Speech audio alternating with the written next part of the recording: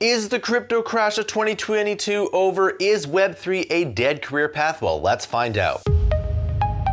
Before we start this video, I want to make sure that you know that this is not investment advice. This is a disclaimer, and if you do want investment advice, then please consult a professional. So in 2022, a lot of cryptocurrencies have fallen. Bitcoin has fallen, Ethereum has fallen, and there's a lot of altcoins that have fallen quite a bit as well. And some coins have fallen to zero, like Luna. And not only that, there have been exchanges that have been going bankrupt, like Celsius. So what does all of this mean here? Should you buy the dip? Well, the thing about crypto is that if you constantly just dollar cost average, in the long run, you're going to be better here, because you shouldn't care about the price of Bitcoin today. You should care about the price of Bitcoin in 2030 and 2040. Now, it's very hard for humans to kind of look that far into the future. Some people can do it, other people cannot.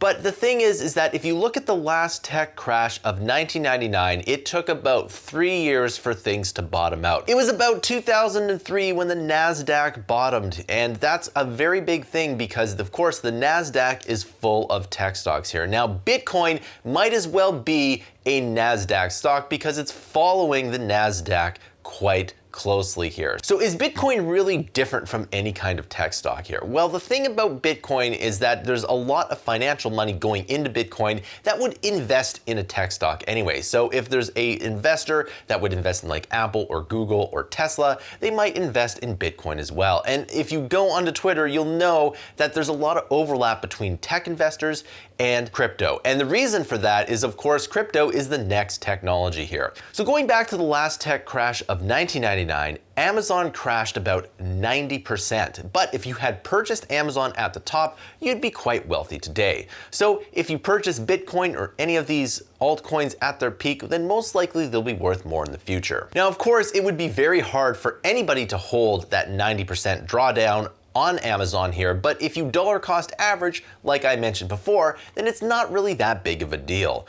If Bitcoin goes down, I'm probably gonna buy more. Now, I've personally not bought a lot of crypto in the last, let's say, 6 months here. In fact, I noticed things were going down and I just said, well, I'm not gonna buy as much crypto, but I have been buying some crypto here and there. And you do wanna always keep stacking. When it comes to dollar cost averaging, you kind of want the price to go down because you've done your due diligence, right? And you're getting a better deal on whatever it is you're buying. So if Bitcoin goes down to 5,000, great, I'm gonna buy a few Bitcoin. That's gonna be awesome. But at the same time though, I know that I have spent a lot of money buying all these cryptos going up here, and I would be quite underwater at that point.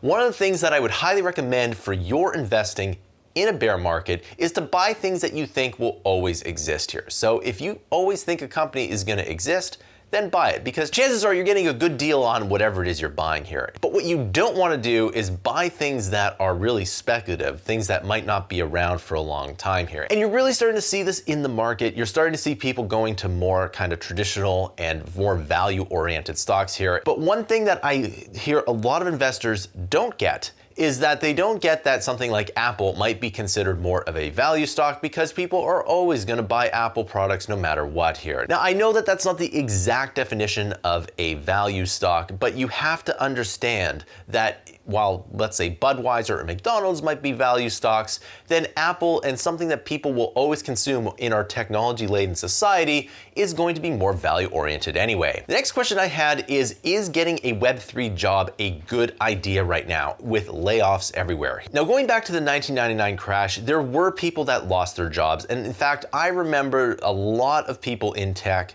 kind of out of work. And that is definitely going to happen. But there is always a demand for good programmers. And I stress that enough because I can't find enough good people, and a lot of other companies can't find enough good people. In fact, Apple recently said that they're slowing hiring. They didn't stop hiring, they're just slowing it down. And this is Apple, one of the most valuable companies in the world here. There is always a need for good talent here, and I have a ton of videos on that. So you please subscribe to this channel so you can get the best career advice, especially during a bear market. So is Web3 a good career path today? Well, I think in the next couple of years, things are gonna be a little bit slow. Things are gonna be a little bit slow for everybody. It doesn't matter whether you're a car company or McDonald's, things are just gonna be slow. We had a massive sugar high of money and low rates, and well, basically pandemonium from an economic point of view. So things are just gonna be slower. It's kind of like if you went out drinking with your buddies and you have to wake up with a hangover. Or if you haven't exercised for a while, it might be a little bit harder to go to the gym. And that's exactly what we're doing from an economic point of view. But I bet in 2030 that Web3 is gonna be one of the most in-demand programmers because blockchain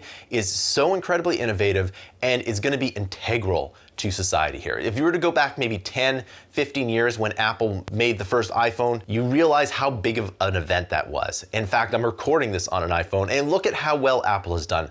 Blockchain, Bitcoin, and all of this stuff is going to be just like Apple. It's going to be integral to everything here. Because one of the best parts about blockchain is that you can basically interface with anyone, anywhere, and nobody owns it. And that is really good. You can pay anyone, anywhere who has a wallet, and it's absolutely awesome. So Web3 is absolutely going to be in demand here. Now, I know that a lot of these exchanges are going bankrupt here, and that really does echo to the 1999 tech.com bubble. But you have to zoom out and look at the big picture. Blockchain and crypto is a major integral component to our society. It's just starting, and if you're watching this and you're kind of into it, you are very early. So should you learn Web3? Well, the thing about Web3 is that you should learn web development anyway. The thing is that web development is always going to be in demand no matter what. And if you're really good at it, guess what? You're always going to have a job. But Web3 is kind of another layer on top of that. So if you learn it now and kind of keep it in your kind of filing cabinet worth of skills, then you'll probably be able to use it later on here. So there's no reason why you shouldn't learn Web3 today because it's an extension